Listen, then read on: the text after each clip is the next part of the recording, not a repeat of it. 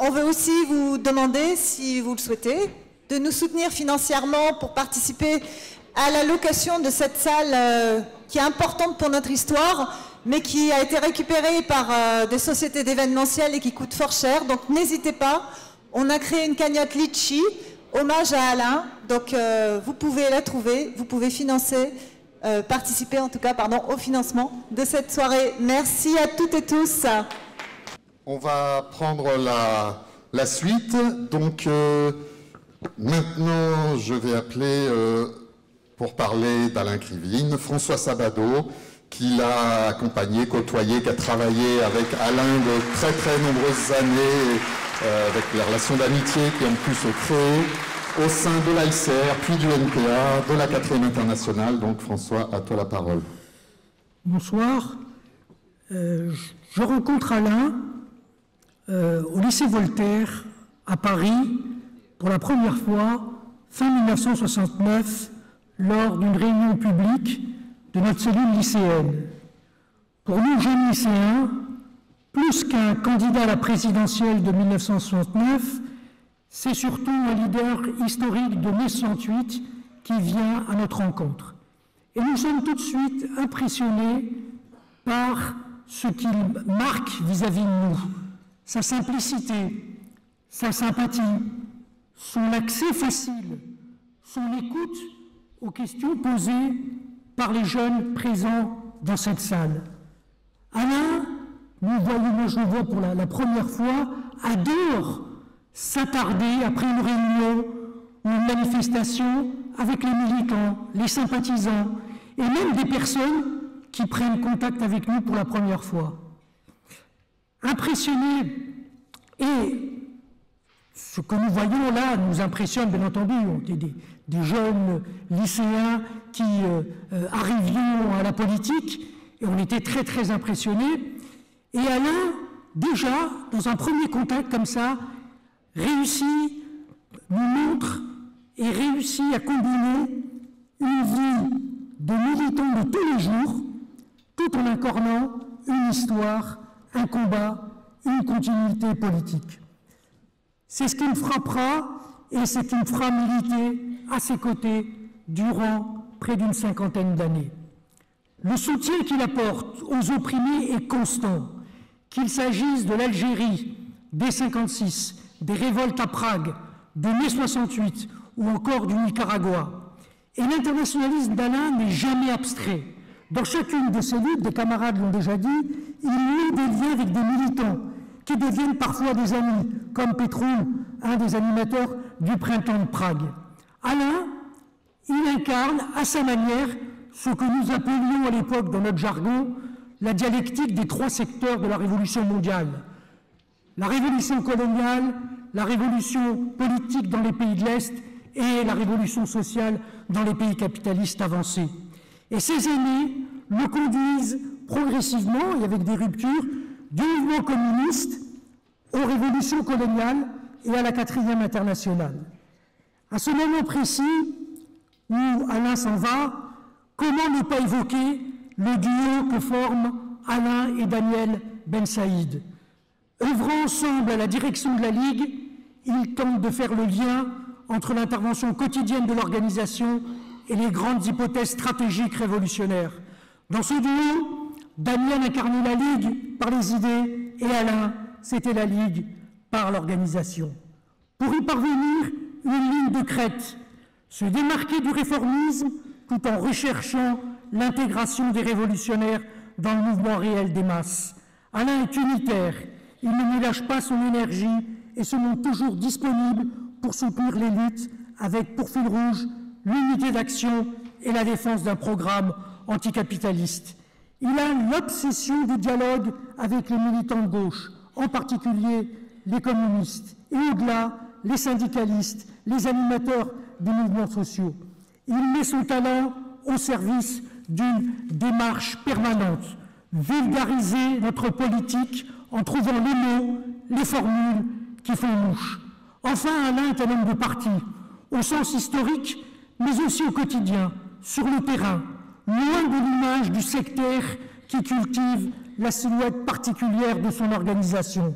Rappelons aussi combien il aimait se mettre au service des autres, qu'il s'agisse de diffuser les tracts, de ranger le local ou de se servir de chauffeurs et de servir de chauffeurs aux uns et aux autres pour l'organisation.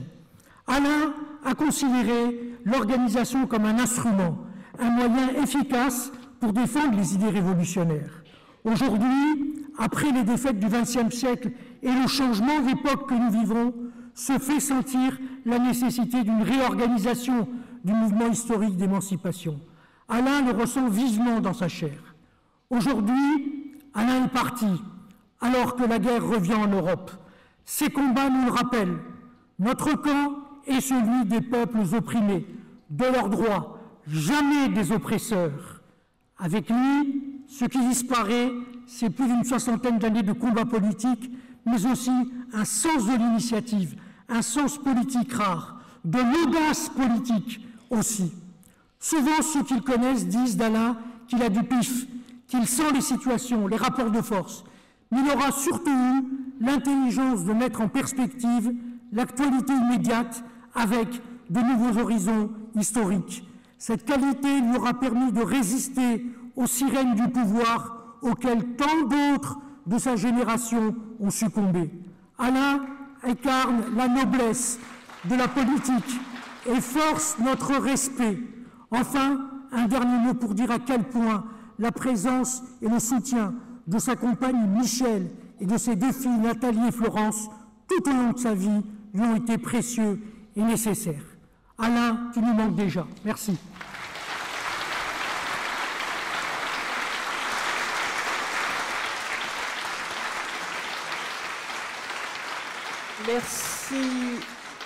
Merci François. Aujourd'hui, Chili est le nom d'un espoir, d'une expérience extrêmement enthousiasmante et encourageante. Ça a été le cas il y a plus de 50 ans, mais ça a été aussi le nom, je pense, pour toute une génération de la brutalité du coup d'État militaire. Donc pour revenir sur le Chili, on a donc le plaisir d'accueillir Carmen Castillo. Carmen Castillo est militante chilienne, militante du MIR, du mouvement de la gauche révolutionnaire, et cinéaste. À toi, Carmen. Ben merci de m'inviter ici avec vous pour nous souvenir des souvenirs qui ne vieillissent jamais, qui sont avec nous, nous souvenir, nous rappeler de la fraternité, l'amitié, la solidarité qui lie Alain Krivine à nos luttes au Chili et en Amérique latine depuis les années 70 jusqu'à aujourd'hui, et ça continuera. Dans les moments les plus durs pour nous, militants du MIR, Alain et la LCR n'ont jamais failli, en exfiltrant des militants recherchés, en faisant rentrer de l'argent clandestinement au Chili pour la résistance, en organisant l'information et la solidarité pour que nous ne soyons pas tués et torturés en silence. Certains ont été sauvés, entre ceux-là moi-même. Je peux dire que notre arrière-garde militante ici en France a été un soutien précieux. À chaque escale, l'un ou l'une d'entre nous trouvait ici refuge, chaleur et rire, et des interminables conversations lucides et bienveillantes à la fois. Aussi, de mon arrivée en exil, je rencontrais des femmes et des hommes devenus des amis. Ils ont longtemps animé, avec d'autres, les comités Chili, où plus de 600 000 personnes, jeunes, lycéens, beaucoup, étaient organisées partout en France. Le Chili, un début de l'engagement politique, un début de cette joie, de l'engagement politique ici en France. Peut-être faut-il rappeler quand même quelles étaient nos affinités électives entre nous, les miristes, et Alain Krivine, Daniel Ben Saïd et ses camarades de la LCR, et depuis quelques années du NPA. Nous, notre mouvement, le MIR, n'était pas trotskiste, même si des militants trotskistes ont été un des courants politiques ainsi que des socialistes, communistes et anarchistes qui ont donné naissance au MIR dans l'année 65. Mais nos valeurs et notre révolte étaient identiques. Nos idées révolutionnaires, anticapitalistes on dirait aujourd'hui, libérées de toute emprise stalinienne, dessinaient une société de démocratie véritable, où justice sociale et liberté marchaient ensemble et pouvaient marcher ensemble, où le mot égalité était inscrit au présent de nos corps, et cela avait commencé donc bien avant le coup d'État, nos liens, nos étroites relations. Je me souviens, et c'est un ami qui l'a retrouvé la semaine dernière, d'un article publié en août 1973 dans le dernier numéro de la revue de pensée critique du MIR qui s'appelait Marxisme et Révolution. Dans ce dernier numéro, Alain avait écrit depuis la prison et avec des mots qui nous représentaient, qui nous rappelaient, il dénonçait la dissolution de la LCR. À côté de cet article, il y avait tous les grands intellectuels brésiliens et du monde qui participaient dans ce débat. Nous étions à quelques semaines du coup d'État de Pinochet, dans une situation tendue, mais les débats n'ont jamais cessé. Ces débats qui sont indispensables pour comprendre le monde, pour recevoir l'héritage historique de tous ceux qui ont combattu avant nous et les garder ainsi à nos côtés, pour les nécessaires batailles à suivre, car, nous le savons, la misère et l'injustice ont toujours cours dans le monde et le fascisme ne demande qu'à surgir, ressurgir et reprendre le pouvoir. C'est cela qu'ont montré les dernières élections au Chili où, dans la confrontation Allende-Pinochet, c'est dans la personne du jeune Gabriel Boric que nous avons été victorieux contre ce fascisme représenté par caste, mais aussi dans les dernières élections en France que nous avons vécues. Ainsi, quand la brume épaisse a obscurci notre horizon, dans cette année 89, qui cristallise, comme l'écrit si bien Daniel Ben Saïd, la fin de notre religion de l'histoire, et que le MIR, cette même année, s'est autodissous, nous avons malgré tout continué à cheminer ensemble, à penser auprès d'Alain, Daniel et vous tous, l'engagement politique, comme l'a bien dit Daniel, encore lui, un pari mélancolique.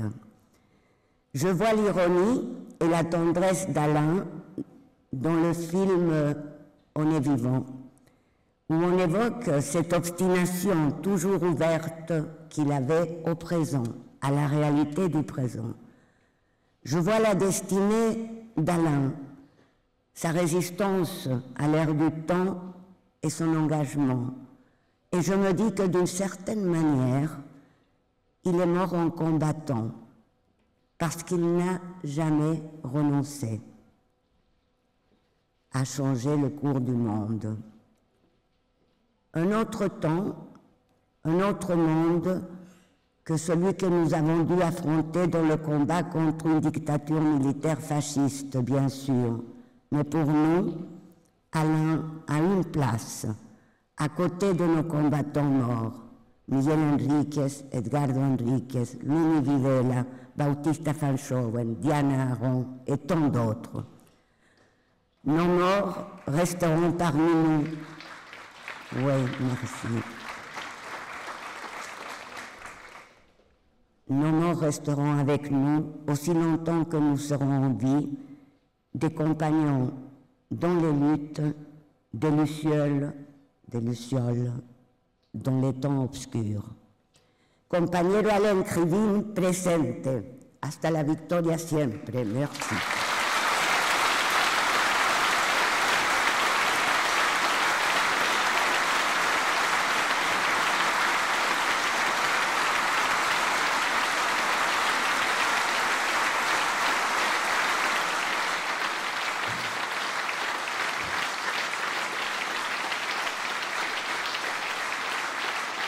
Et à cette mémoire, je voudrais ajouter notre pensée pour Elena, notre camarade Elena Maria Pina, qui a disparu quelques semaines avant d'Alain. Elena qui a porté la librairie La Brèche pendant de si longues années. Et je vais maintenant, nous allons avoir un message de Francisco Lusa, dirigeant de la 4e internationale au Portugal depuis la révolution des œillets, et un premier député du Bloco de Esquerra au Portugal, et ce message sera lu par sa camarade du Bloco, Andrea Galvão.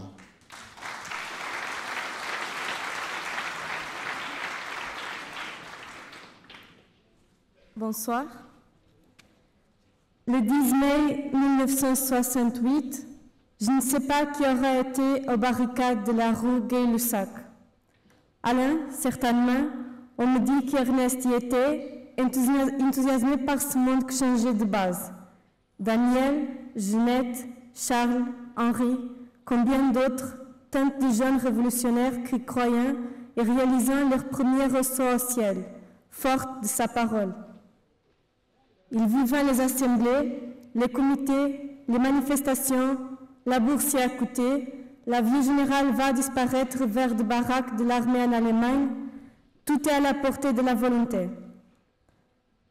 Je ne sais pas qui était sur ces barricades. Ce que par contre j'ai appris, quelques années après, c'était la légende de ces journées et son enthousiasme nous contamina. La révolution est possible. La vie au top est arrivée.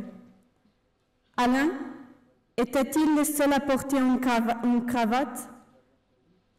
Parmi tout le monde plus vétéran, 25 ans, c'est lui qui sera candidat à la présidence l'année prochaine.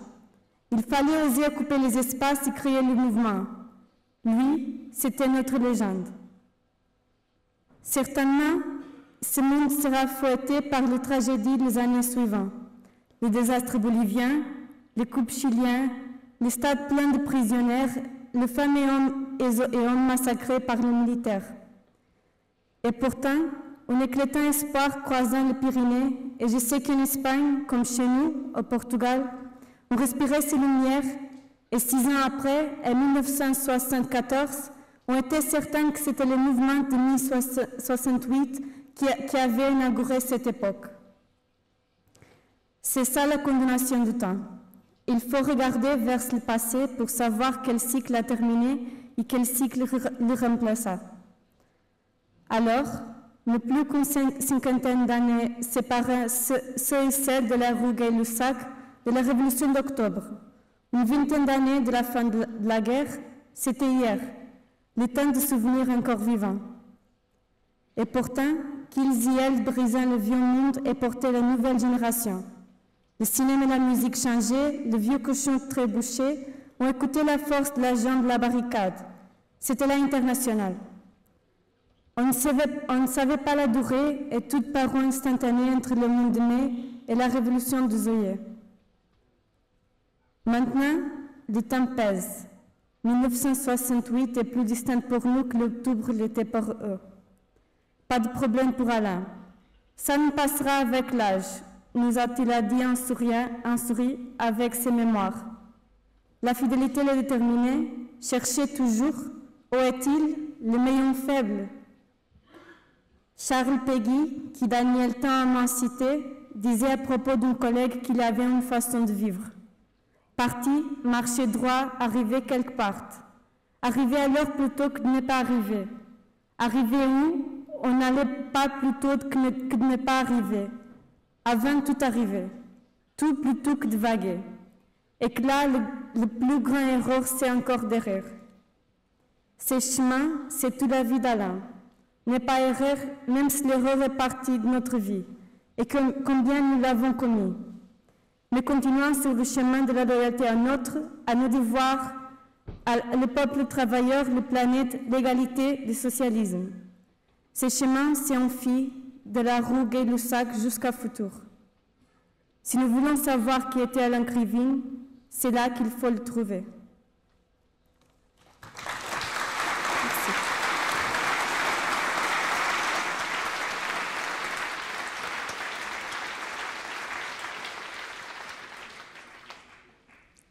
Alors, dans l'abécédaire d'Alain Agi, il y a journal. C'est sans doute le cas aussi pour Edoui. Pour les plus jeunes, Edoui c'est Mediapart, mais Edoui ça a aussi été le quotidien rouge, et on peut dire que c'était un bon départ. Oui. Donc la parole est à Edoui Plenel. Salut à toutes et tous. Le Edoui Plenel qui parle s'est appelé Joseph Krasny pendant les années que nous allons évoquer. Et donc on m'a demandé de vous parler d'Alain et du seul journal qui a jamais annoncé la couleur, rouge. C'est comme ça que nous le vendions. Demandez, lisez Rouge, le seul journal qui annonce la couleur. Mais plus essentiellement, il s'agit de parler d'Alain et du journalisme. Et c'est un paradoxe puisque cette profession, qui est soumise à pas mal de tentations, de chemins opportunistes, de corruption, de réussite individuelle, de succomber aux notoriétés éphémères, cette profession fut en même temps la profession d'Alain. Oui, en dehors du métier d'enseignant qu'il a pratiqué dans les années 60, ce révolutionnaire professionnel a eu un métier avec une carte professionnelle, celle de la commission de la carte d'identité des journalistes professionnels. Alain était professionnellement journaliste, tout en n'étant que politique, tout le temps faisant de la politique. C'est son point commun avec Karl Marx. On l'oublie beaucoup, parce que ce n'est pas traduit en français, mais la plus grande activité d'écriture et la seule qui lui a un peu rapporté d'argent, indépendamment de l'aide de Friedrich Engels, Karl Marx, donc, c'est le journalisme, dans 5 journaux à la fois depuis Londres. Donc je voudrais parler de cette histoire d'Alain avec ce journal qui fut pendant 3 bonnes années un quotidien, qui fut d'abord un hebdomadaire. La place du journalisme, la place du journal, aussi critique soit-on sur le monde médiatique, dans les aventures de l'émancipation, a toujours été essentielle. Le premier numéro de Rouge paraît le 1er septembre 1968, le 18 septembre 1968, après la dissolution de la JCR, et c'est autour de Rouge, des comités rouges, du bulletin des diffuseurs de Rouge, que se fait la construction d'une organisation qui ne sera créée officiellement par son congrès qu'en avril 1969. Le quotidien aura une première expérience de quotidien, Rouge, passant d'hebdomadaire à quotidien. Ce sera pendant la présidentielle de 1974 et ce sera comme une répétition générale à laquelle ont participé à l'époque déjà des journalistes professionnels. C'est de cette expérience qu'est née, et Alain a été un de ceux qui l'ont absolument voulu, l'aventure du quotidien dont il fut, avec Daniel et d'autres, mais lui de manière continue, le grand frère, le dirigeant ne voulant pas diriger, l'organisateur laissant les autres s'organiser. La décision de faire un quotidien a été prise en 1975, elle s'est traduite par une grande fête, dont hélas il n'y a pas de traces cinématographiques, à La Villette, qui a été un peu le moment final de rassemblement de l'ensemble des mouvements et des dynamiques de l'après 68. Et le quotidien lui-même est sorti le 15 mars 1976 et s'est arrêté d'être quotidien le 3 février 1979. Il faut s'imaginer, les locaux existent toujours à Montreuil, car c'est à cette occasion qu'ils ont été trouvés, ce qu'était cet univers. Une aventure militante se construisait autour du fait de travailler pour produire quelque chose tous les jours. Et là, il y a une relation essentielle avec ce métier, quels que soient ses travers. Le souci du présent, le souci de l'inattendu, le souci de l'imprévu, le souci de l'événement, le souci de la compréhension, le souci de la connaissance. Et c'est ça un collectif, et c'est ça que nous sommes nombreuses et nombreux à avoir appris dans cette aventure.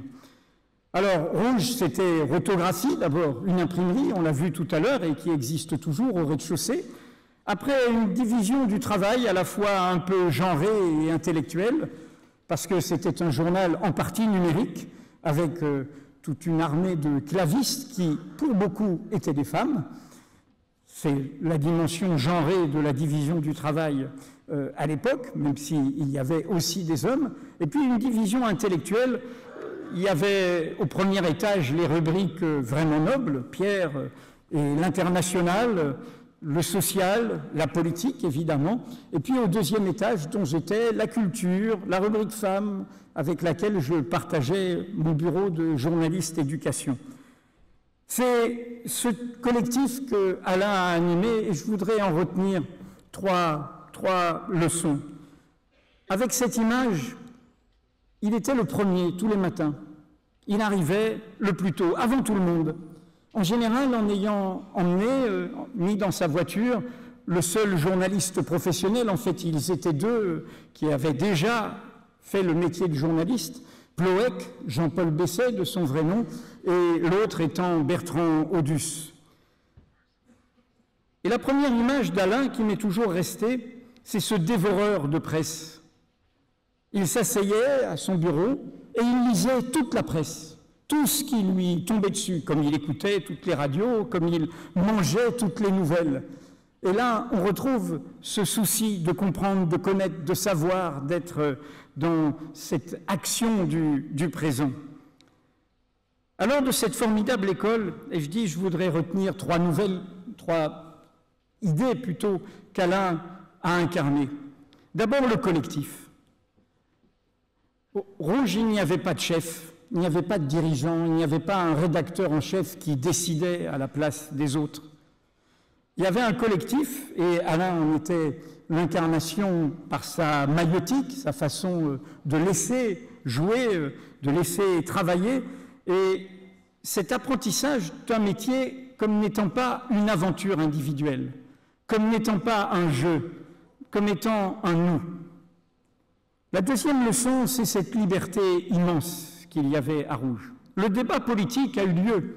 Certains, à l'époque, voulaient que ce soit un journal d'organisation, un journal reflétant la ligne de l'organisation. Le choix qui a été fait, avec le soutien d'Alain, est de faire, certes, un journal d'une organisation, mais qui, en même temps, était le journal de la société, de ses mouvements, de ses luttes.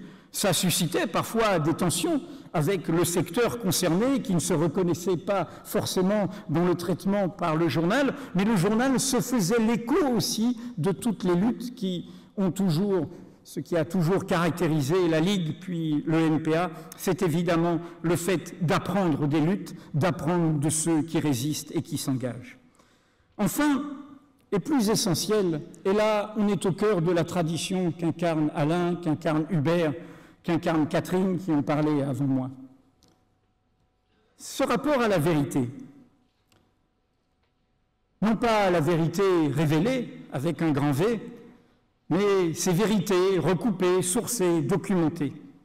Cette idée, c'est une école sacrément douloureuse quand on s'engage, qu'il ne suffit pas de croire que l'on pense politiquement vrai, plutôt que l'on pense politiquement juste pour informer vrai, qu'il faut se confronter à un réel qui parfois vous contredit. Cette méfiance pour les pensées raides, dogmatiques, autoritaires, scolastiques. Et là, on retrouve une tradition qui est totalement vivante aujourd'hui, car même si ont été évoquées des défaites, des échecs, il y a une victoire intellectuelle formidable qui est sous nos yeux. La crapulerie de Poutine, ses crimes, ce qui se fait là aujourd'hui en Europe, c'est une victoire intellectuelle de l'opposition de gauche, malgré toutes les calomnies, malgré toutes les insultes, malgré tous les hitléro-trotskistes qui ont été jetés. L'opposition de gauche osait mettre le nom La Vérité à ces journaux qui dénonçaient les crimes, les mensonges, les impostures du stalinisme. C'est une leçon éthique essentielle et qui a sauvé des principes pour les luttes à venir. Savoir tenir les deux bouts, oui, s'indigner contre les injustices, s'indigner contre tout ce qu'il faut changer dans ce monde, et en même temps apprendre à être lucide, à ne pas se payer de mots, à ne pas être prisonnier de croyances, savoir penser contre soi-même. En 1933, Trotsky est interviewé alors qu'il est en France, réfugié, c'est l'époque de Pierre Franck, figure du PCI et de la suite, est interviewé par un journal français qui, ce n'est pas celui d'aujourd'hui, qui s'appelait Marianne. Le journaliste qui l'interviewe s'appelait André Malraux, promis à une autre histoire. Et Malraux lui demande la définition du communisme. Et Trotsky dit, je crois que l'essentiel, l'important, c'est voir clair, délivrer l'homme de tout ce qui l'empêche de voir. Alors, Alain a représenté cela pour moi.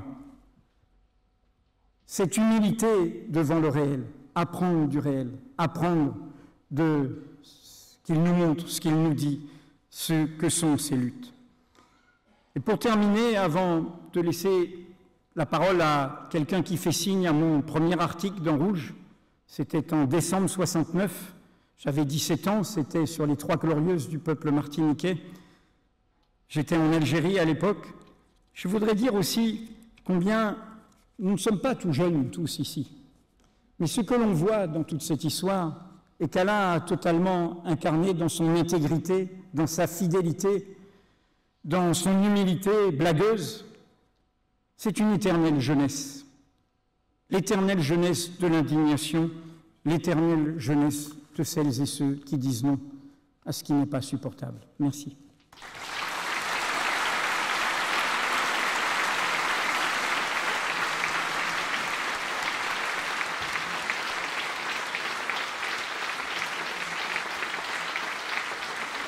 Merci. Comme l'a introduit Edoui, nous allons maintenant avoir une vidéo qui revient au profond engagement anticolonialiste d'Alain. C'est une vidéo enregistrée par Philippe Pierre Charles, dirigeant du groupe Révolution Socialiste de Martinique et dirigeant syndical. Et donc nous allons l'écouter pour quelques minutes maintenant. Il n'a pas pu venir, hélas, il aurait bien voulu, mais il a enregistré cette vidéo.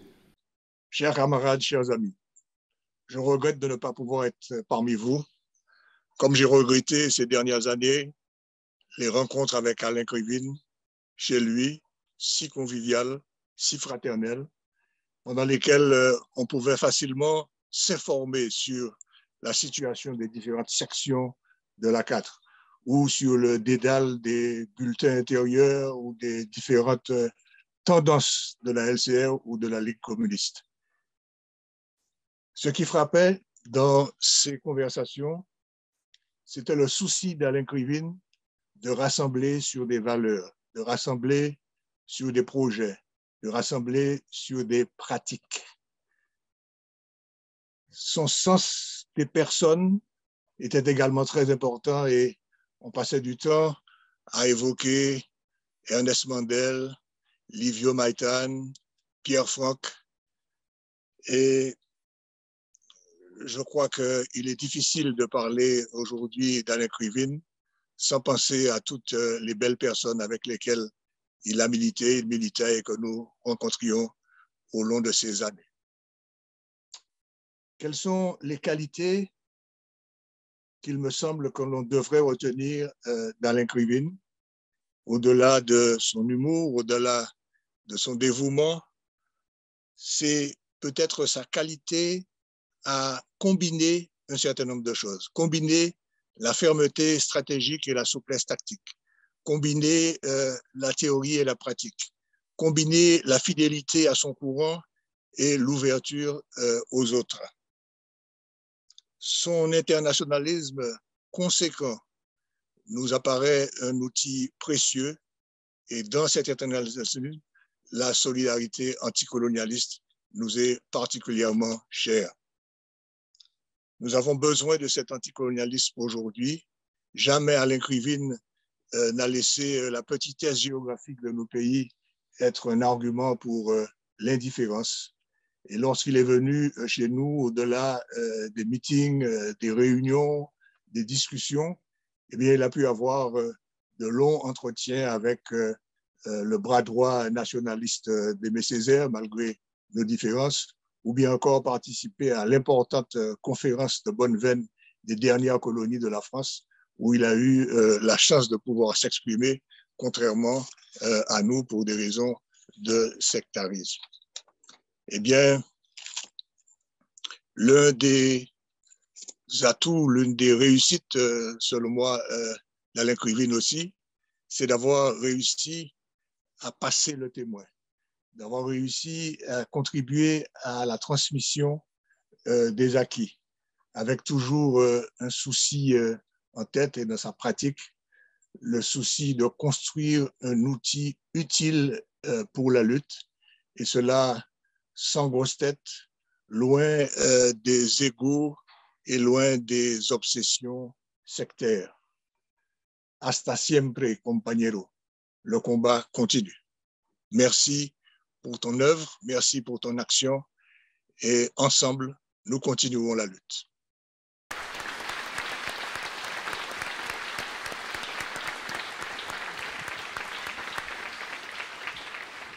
Donc nous allons continuer à parcourir le temps pour arriver dans les années 80. Et là, c'est François Coustal qui va évoquer cette période. À toi, François. La première fois que j'ai rencontré Alain, c'était dans cette salle. C'était avant les années 80, en octobre 67. Et la JCR, dont Alain était l'un des principaux animateurs, avait organisé une soirée de commémoration et d'hommage à Ernesto Guevara, qui venait d'être abattu en Bolivie. Alors les années 80 n'ont pas été, il faut bien le dire, les plus flamboyantes pour la LCR. C'est les années Mitterrand, c'est les années où, après quelques réformes significatives, s'opère la grande conversion au libéralisme, c'est la gauche de gouvernement qui détruit la gauche sociale, et la Ligue et Alain tentent de rassembler, de prendre langue avec les courants critiques, et donc ça donne des choses parfois étonnantes, depuis les salons du psychanalyste Félix Guattari jusqu'à la maison de campagne de Roll Tanguy, dirigeant des FTP. La Ligue a tenté, et Alain était toujours très présent, de créer une alternative qui vont des listes pour alternatives de 1986 à la campagne présidentielle de Pierre Juquin. À chaque fois, Alain était de la partie, à chaque fois avec un enthousiasme communicatif, assez rapidement douché souvent par la réalité. En fait, Alain était particulièrement, de par son histoire, en prise avec ce qui se passait du côté du mouvement communiste et cégétiste, au point que plusieurs décennies après avoir été exclu de cette organisation, il était capable de soulever un meeting essentiellement composé de militants communistes à Bercy, devant une brochette médusée de futurs ministres de la gauche plurielle. Mais Alain s'intéressait aussi à ce qui bougeait dans le mouvement social, dans les mobilisations nouvelles, les coordinations du milieu des années 80, la naissance des nouveaux syndicats, notamment au Sud, à la fin des années 80. Les années 80, c'est aussi un retour aux sources, l'anticolonialisme, la lutte pour l'indépendance de la Kanaki. Et Alain a fait plusieurs fois le voyage à Nouméa, a participé en solidarité avec les indépendantistes aux cérémonies coutumières. Alain, c'était aussi, on le sait, on plaisantait beaucoup là-dessus, un remarquable carnet d'adresses qui était devenu avec le temps un répertoire téléphonique et qui, une de ses activités essentielles, qui avait pour effet de décupler l'audience de la LCR et de lui faire dépasser largement sa base sociale, c'était de décrocher les signatures de personnalités de la politique, mais aussi du monde des arts et des lettres, comme on dit, afin d'une pétition, un appel, un meeting, une manifestation, et de faire travailler dans des regroupements assez improbables des gens sur un objectif. Et ça commençait toujours à peu près de la même manière, le téléphone, « Allô, salut, c'est Alain », et ensuite commençait la conversation pour convaincre la personnalité. C'est devenu, ce qui était une méthode est devenu quasiment, grâce à lui, un art.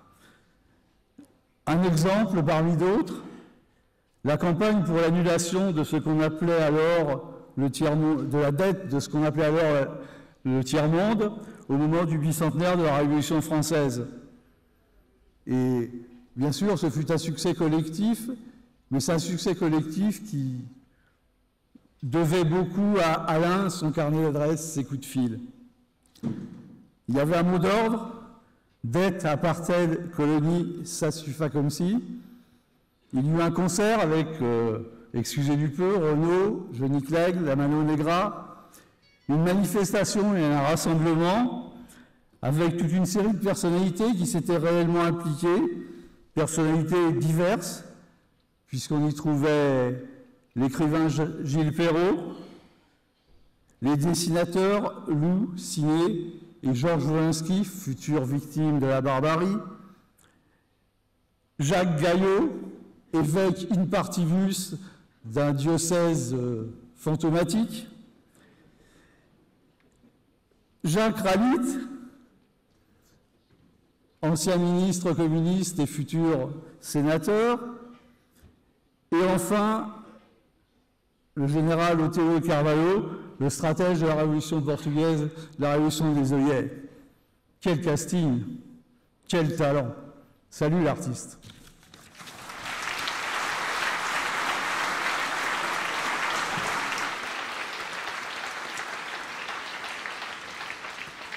Merci.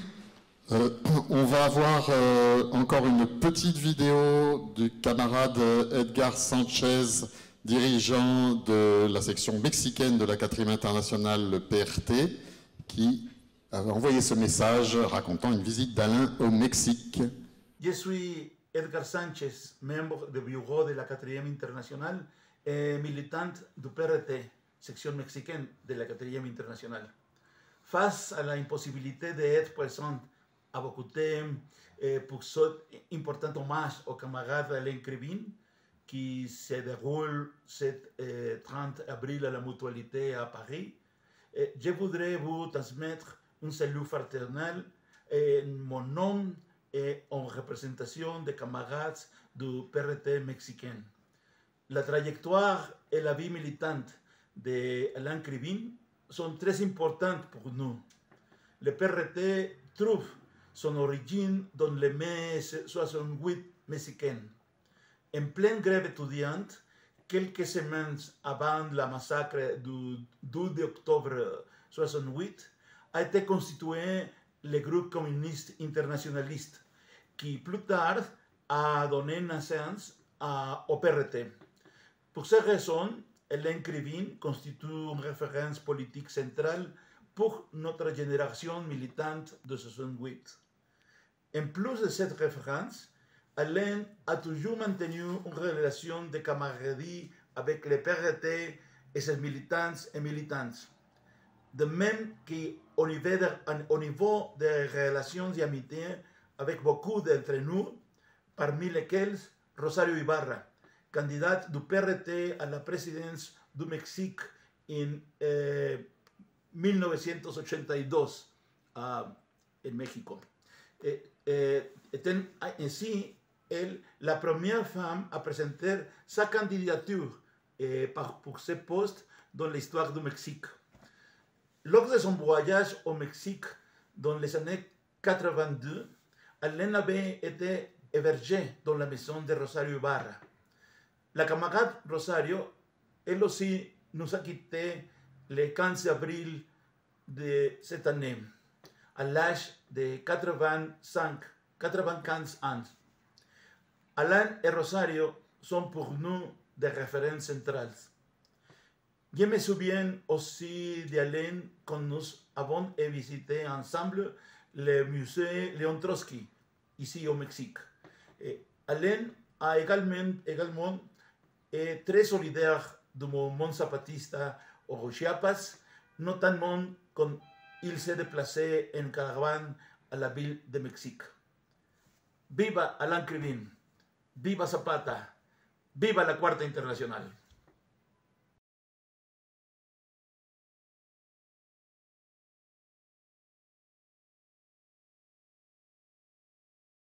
Sanchez pour évoquer quelque chose qui a été aussi très très important dans notre histoire et dans l'investissement d'Alain, qui a été la solidarité avec le Nicaragua, avec la révolution nicaraguayenne. Et Mariana Sanchez était tout particulièrement investie dans la construction de ce travail, et donc tu vas revenir là-dessus.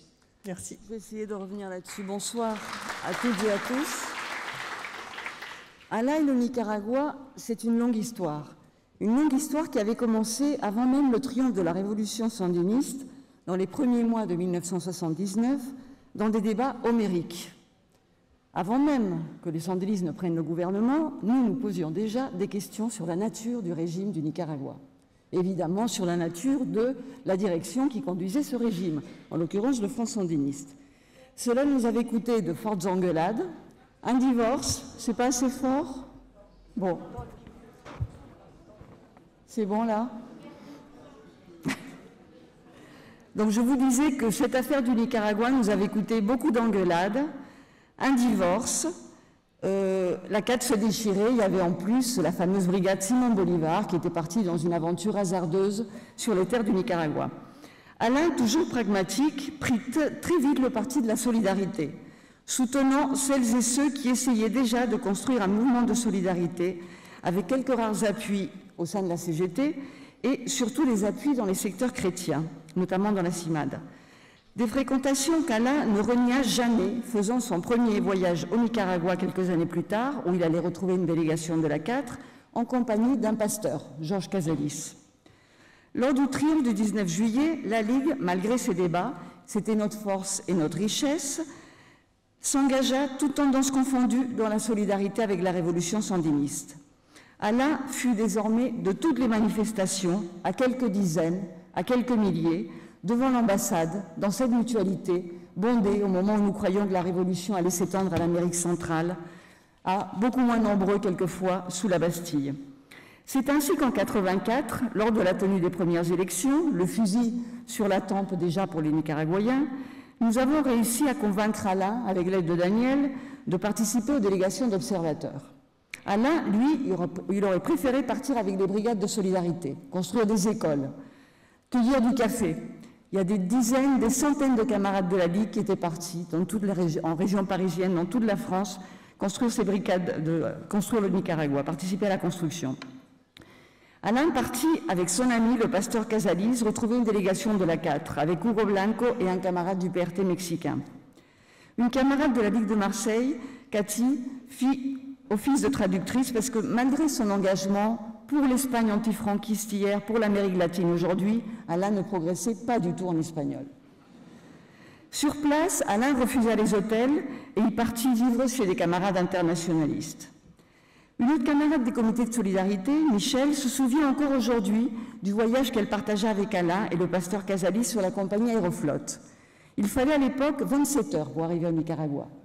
Nous faisions des escales en Irlande du Nord, en RDA, en République dominicaine, à Cuba, je vois que certains s'en souviennent, pour arriver essorés au Nicaragua. Alain fit tout ça, plus une escale technique en Terre-Neuve. L'avion ne fonctionnait plus et il y avait un problème à l'aéroport de Managua. Ils passèrent 5 heures à Terre-Neuve à attendre un autre avion. Il en profita pour connaître ses camarades de vol, beaucoup de bureaucrates soviétiques qui se rendaient à Cuba ou qui partaient en vacances. Entre parties de cartes, négociations pour un tour de l'île et coupons repas, tournées de bière et rhum cubain, ils passèrent ces heures de transit. Au Nicaragua, la révolution l'emporta lors de ce premier scrutin avec 70% des voix.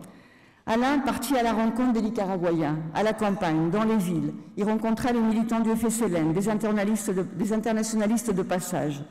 Tous se souviennent encore aujourd'hui, je cite, de sa grande capacité d'écoute, de son extrême gentillesse.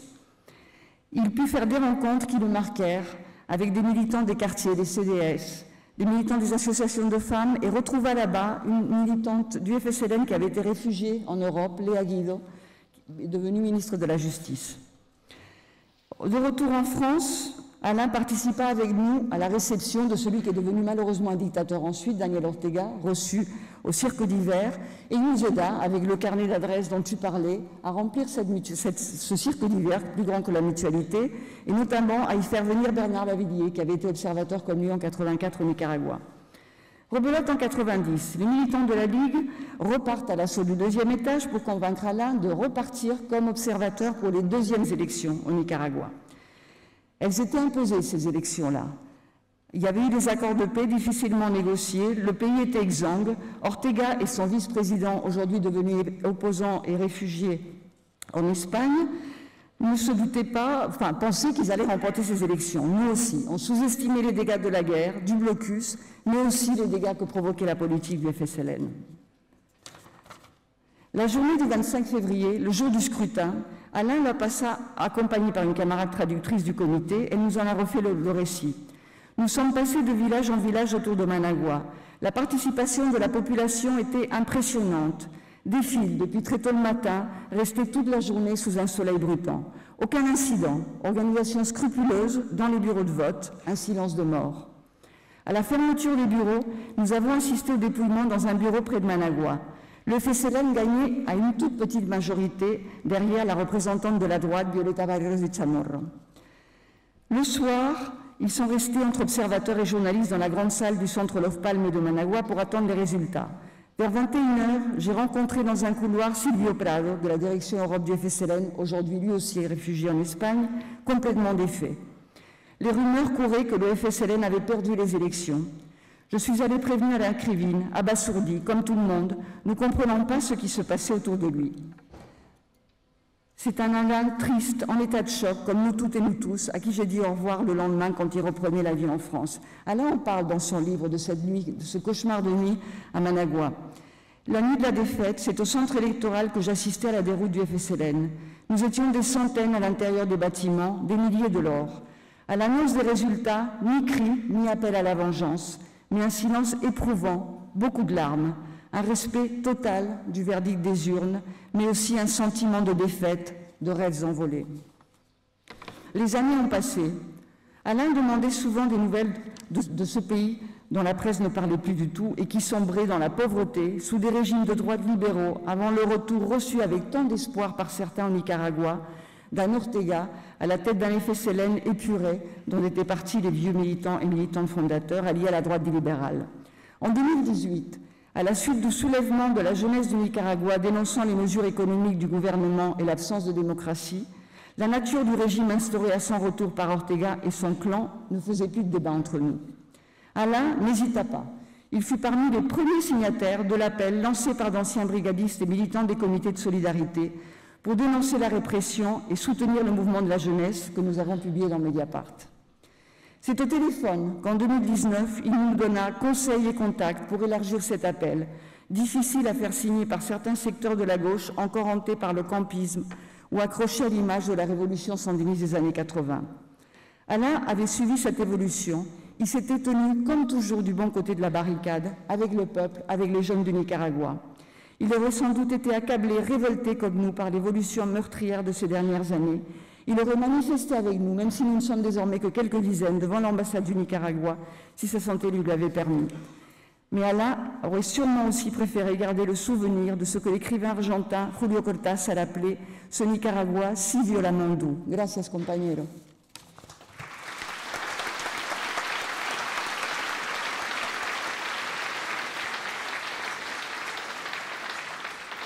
Merci.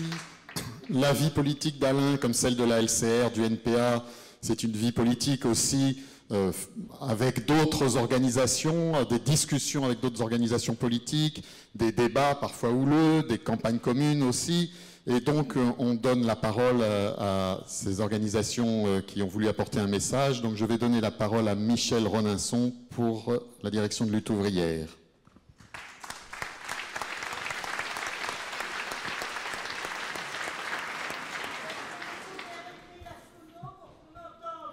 Ah, il faut régler la sono pour qu'on entende. Bon, ben, est-ce que vous entendez?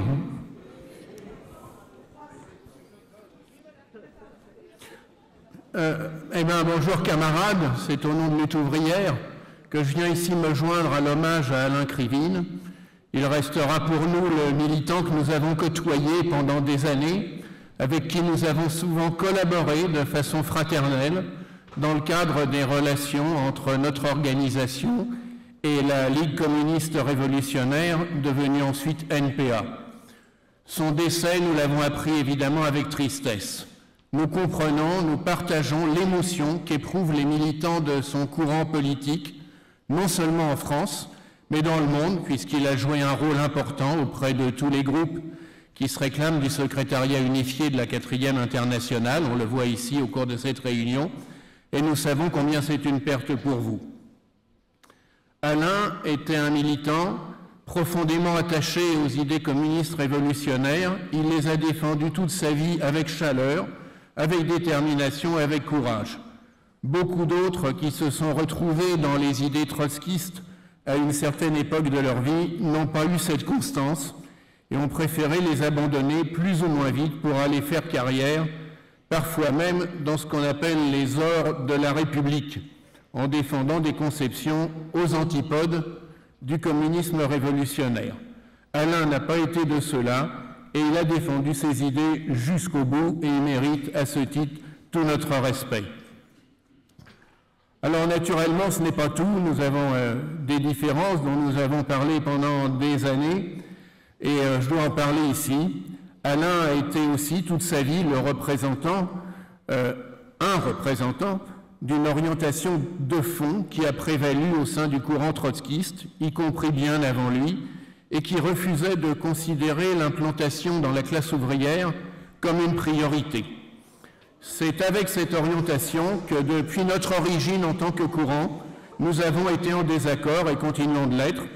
C'est aussi de là, c'est ce que je veux expliquer, qu'ont découlé un grand nombre de nos différences politiques et des critiques que nous avons faites au courant que vous représentez. Elles se résument autour d'une critique principale, car autour du temps, le secrétariat unifié et la LCR ont montré, nous le reconnaissons, une constance, une certaine constance quand même dans ce que nous considérons comme des erreurs. Ils ont toujours, ils ont toujours cherché à s'agréger, selon nous, à des courants non prolétariens en disant vouloir les influencer ou les infléchir sur leur gauche. Alors, je ne vais pas citer ici tous les cas où on a vu votre courant parer de telles organisations de vertu communiste révolutionnaire qu'elles n'avaient pas, et ne revendiquaient d'ailleurs nullement. Sans remonter plus loin, ça a été le cas pour le FLN algérien, pour le FNL vietnamien, pour le FSLN du Nicaragua et pour beaucoup d'autres.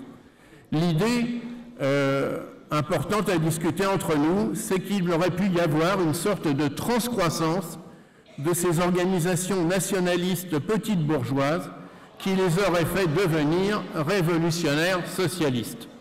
Ça n'a bien sûr jamais été le cas. Les nationalistes sont restés nationalistes, tout comme les réformistes desquels vous vous êtes rapprochés sont restés réformistes. Bon, écoutez, camarades, on discute, hein, faut savoir aussi écouter ça. Et pour autant, il n'y a jamais eu de votre part un quelconque bilan critique de cette politique et de ses échecs patents selon nous. Et l'obstination à la reproposer à tout propos fait qu'elle s'est résumée finalement à un simple suivisme vis-à-vis de ces organisations. C'est en tout cas notre avis. Alors, nous en avons un exemple en ce moment même, avec votre démarche en direction de la gauche, et en particulier de la France insoumise de Jean-Luc Mélenchon, avec qui vous voudriez faire un accord. Excuse-moi 30 secondes. Chers amis, chers camarades, une des traditions de notre courant, et je pense dont nous pouvons être fiers, c'est d'avoir une certaine capacité d'écoute, même quand on est très agacé. Donc, merci de montrer cette capacité. Voilà. Donc, vous voulez vous retrouver avec lui au sein d'une vraie gauche, d'une gauche combative. Pourtant, nous pensons que Mélenchon n'a pas d'autre perspective que de reconstruire une union de la gauche, telle que celle qu'on a vue à l'œuvre à différentes reprises, avec Mitterrand, avec Jospin, avec Hollande, et qui a gouverné au service de la bourgeoisie. Il a même affirmé ces derniers jours qu'il pourrait tout simplement être Premier ministre de Macron. Pourtant, vous voudriez continuer à faire croire qu'on pourrait l'amener à défendre vraiment les intérêts des travailleurs. Nous pensons que des communistes révolutionnaires, au contraire, doivent dénoncer ces politiciens qui tentent encore une fois de tromper les travailleurs et qui ne méritent de notre part aucune complaisance. Le plus grave, selon nous, on peut toujours tout essayer encore des dizaines de fois, mais le plus grave, c'est que tout ça, ça fait abandonner cet objectif fondamental qui devrait être le nôtre commun, qui est celui de construire des organisations ouvrières, communistes, révolutionnaires, et de les implanter réellement dans le prolétariat. Alors c'est ainsi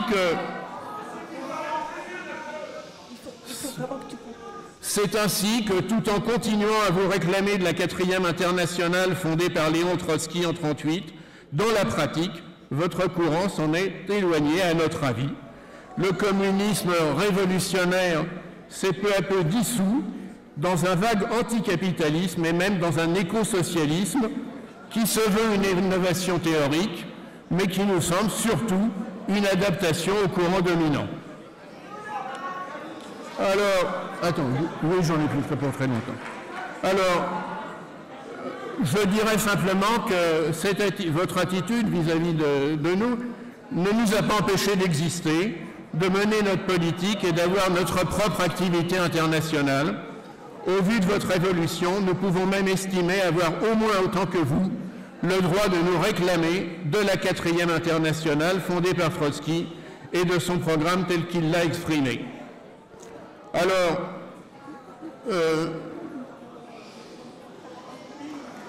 camarades, oui, je veux quand même encore dire quelque chose, puisque nous avons l'occasion de le dire, et je pense que c'est important de le dire. Nous pensons qu'il ne faut pas céder quoi que ce soit au courant réformiste, ni d'ailleurs au courant nationaliste. Nous le disons pour le nationalisme franchouillard à la Mélenchon, mais nous le disons aussi à propos du nationalisme ukrainien, car dernièrement, oui, écoutez, moi j'ai chanté l'international autant que vous, et justement c'est le problème. Attends, j'ai une page. Sera le genre humain. Voilà, alors écoutez camarades. Non, c'est pas du sectarisme, c'est discuter de nos idées politiques. Chers camarades, je vous demande réellement de garder une attitude digne, quoi qu'il arrive. Donc, c'est la dernière phrase, et ensuite, nous passerons à la suite. Bon, j'ai une minute, hein, c'est tout. Alors, je veux dire quand même une chose, puisque tout ce que je dis ne semble pas très bien accueilli par tout le monde ici. Entre révolutionnaires, nous n'avons pas à cacher nos divergences et nos critiques. Il n'était pas question pour moi de le faire, y compris à l'occasion de cet hommage à Alain Krivine. Au fond, c'est même pour nous, encore une façon de défendre l'idéal pour lequel il a combattu toute sa vie et qui était, malgré toutes nos différences, notre idéal commun. On est dans une période où les tensions s'aggravent. La guerre en Ukraine marque une nouvelle aggravation de la crise du capitalisme. Le danger d'une nouvelle guerre mondiale se précise. Face à cette situation, il est plus important que jamais d'affirmer l'existence d'un courant communiste internationaliste, révolutionnaire et prolétarien. C'est ce que Trotsky avait voulu faire à la veille de la Seconde Guerre mondiale en proclamant la 4e internationale. Comme il le disait en concluant le programme de transition, il faut lever bien haut son drapeau, il faut que ce soit un drapeau sans tache, et nous voulons, plus que jamais, continuer à le faire. Voilà, merci camarades. Non, merci camarades de m'avoir écouté, pour ceux qui ont bien voulu m'écouter. Ok. Donc, les camarades de lutte ouvrière ont l'entière responsabilité du choix d'intervention qu'ils ont fait ici. Nous avons la responsabilité de la tenue de ce moment qui est important pour nous et qui est important pour un courant ouvert, démocratique, qui cherche à discuter, qui cherche à comprendre ce qui se passe. Et donc c'est dans cet esprit-là qu'on va continuer cet hommage avec, je crois, la chorale.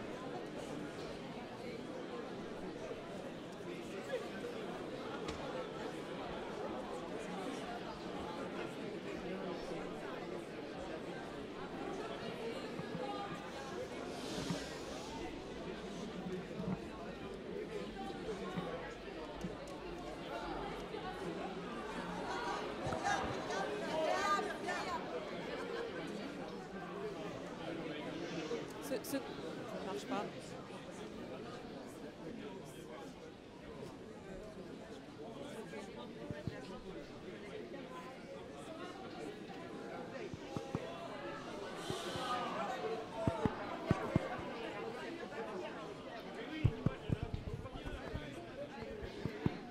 Oui, non, si, ça marche? Ça marche. Donc ce temps a été pensé comme une pause. Comme une respiration, donc on va la prendre ensemble. Pour resituer un petit peu, Cathy est venue me voir en disant, bon là, il y a 30 interventions, il y a besoin il va falloir respirer, donc une petite pause. Alors, faute de pop-corn, de chichi, tout ça, et puis comme je suis un peu chanteuse, ça me semblait évident que ce soit du chant, et puis comme c'était pour Alain, et ben, que ce soit du chant collectif. Et puis, voilà, donc c'est un groupe qui s'est constitué cette semaine. On s'est vu 2 fois. Et il y a des camarades du NPA, mais pas que. Et ça aussi, c'était important, je pense, voilà, que ce soit complètement ouvert aux personnes présentes. Voilà. Alors, on va commencer par Grandula Villa Morena, donc par un chant emblématique de la Révolution des œillets.